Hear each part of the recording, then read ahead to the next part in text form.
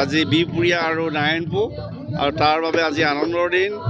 আমি আজি বিশেষ পেকেজৰ যোগেদি আমি নাৰায়ণপুৰ 3 কোটি আৰু বিহপুৰীয়া 3 কোটি পথ নলা নিৰ্মাণৰ কামত আজি হাত দিব পাৰিছোঁ আৰু একোটা পথ গৌৰৱ পথ হিচাপে নিৰ্মাণ কৰা হ'ব। পৌৰসভা এলেকাত একোটা গৌৰৱ পথ আৰু সেই গৌৰৱ পথত আন ৰাষ্ট্ৰীয় পথত থকা যিমানবিলাক সুযোগ সুবিধা বা ফেচিলিটি সকলোবিলাক থাকিব আৰু তেনেকুৱা কামত আমি হাত দিব পাৰিলোঁ। আৰু তাৰ বাবে আমালৈ সহযোগিতা আগবঢ়োৱা মাননীয় মুখ্যমন্ত্ৰী ডক্টৰ হিমন্ত বিশ্ব শৰ্মা ডাঙৰীয়াক আমি আন্তৰিক ধন্যবাদ জনাইছোঁ। আৰু একেলগতে আমাৰ বিহপুৰীয়াৰ বাবে ভাল খবৰ, অহা 6 তাৰিখে মাননীয় মুখ্যমন্ত্ৰী ডক্টৰ হিমন্ত বিশ্ব শৰ্মা ডাঙৰীয়া আমাৰ বৰখামতি পথাৰলৈ আহিব। সেইদিনাখন আমাৰ যি 100খন বিচনাযুক্ত চিকিৎসালয় তেখেতৰ কৰকমলে আমি নিৰ্মাণ কাৰ্য আমি আৰম্ভ কৰিম আৰু সেই মুহূৰ্ত অংশীদাৰ হ'বৰ বাবে বিহপুৰীয়া সমষ্টিৰ ৰাইজ সকলো সাজু হৈ আছে আৰু তেওঁলোকক মই ইয়াৰ পৰাই সাদৰ আমন্ত্ৰণ জনাইছোঁ। তেখেতে আহি 10 বজাত পাবহি আৰু 9 বজাতে আমাৰ সকলো ৰাইজে আহি তেখেতক আদৰিবৰ বাবে সাজু হোৱাৰ এতিয়া ব্যাপক প্ৰস্তুতি চলি আছে। আৰু মই ভাবোঁ বিহপুৰীয়াৰ দৰে এটা সৰু সমষ্টিলৈ 100খন বিচনাযুক্ত চিকিৎসালয় আগবঢ়োৱা যি মৰম, যি সহযোগিতা, তাৰ মৰম আৰু তেওঁক প্ৰতিদান হিচাপে তেওঁক দিবলগীয়া আমাৰ আদৰণি বা ৰাইজৰ আশীৰ্বাদ তেখেতক দিবৰ বাবে আমাৰ ৰাইজ সাজু হৈ আছে। আৰু যোৱা দিনকেইটাত একেৰাহে আমি পঞ্চায়তে পকীপথ নিৰ্মাণৰ কামো আমি আৰম্ভ কৰিব পাৰিছোঁ, যাতে 100% সুচল যাত্ৰালৈ যাব পাৰোঁ। তাৰ বাবে লক্ষ্য থিৰ কৰা হৈছে। আমি যোৱা 2 দিন ধৰি পিনি আমি এই কাৰ্যসূচী চলাই আছোঁ। অহাকালিও আমি তেনেকুৱা 4 ভাগ ৰাস্তা আমি নিৰ্মাণ কাৰ্যসূচী ৰাখিছোঁ।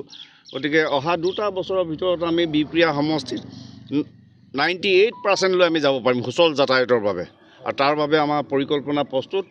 এতিয়া বিহপুৰীয়া বিশেষকৈ বিহপুৰীয়া পৌৰসভাত আমাৰ খোৱা পানী ঘৰে ঘৰে যোৱা এটা বিষয় লৈ পিনে আমি চিন্তা কৰি আছিলোঁ। সেই ক্ষেত্ৰতো আমি 25 কোটি টকা পাইছোঁ অমৃত আঁচনিৰ অধীনত। গতিকে আমি বিহপুৰীয়া পৌৰসভাৰ পৌৰবাসীক ঘৰে ঘৰে খোৱা পানী উপলব্ধ কৰিব পাৰিম, সেই ক্ষেত্ৰতো আগবাঢ়িব পাৰিছোঁ। বিহপুৰীয়াখনক আমি ধুনীয়া কৰিবৰ বাবে দিকং ৰিভাৰ ভিউ আমি বিউটিফিকেশ্যনৰ কাম হাতত লৈছোঁ। ৰোড কাম, বান কাম আমি শেষ কৰিলোঁ, লাইটিঙৰ কাম শেষ কৰিলোঁ আৰু আন সংযোজনৰ ব্যৱস্থা ৰাখিছোঁ। সেই বাটেৰেও যাতে আমি যাব পাৰোঁ আমি প্ৰয়াস চলাই আছোঁ। বিহপুৰীয়া আউটডোৰ ষ্টেডিয়ামৰ নিৰ্মাণ কামো আমি সম্পূৰ্ণ কৰিলোঁ, সেই ভাগ আমি মুকলি কৰিবৰ কাৰণেও ইতিমধ্যে কাম কৰি আছোঁ।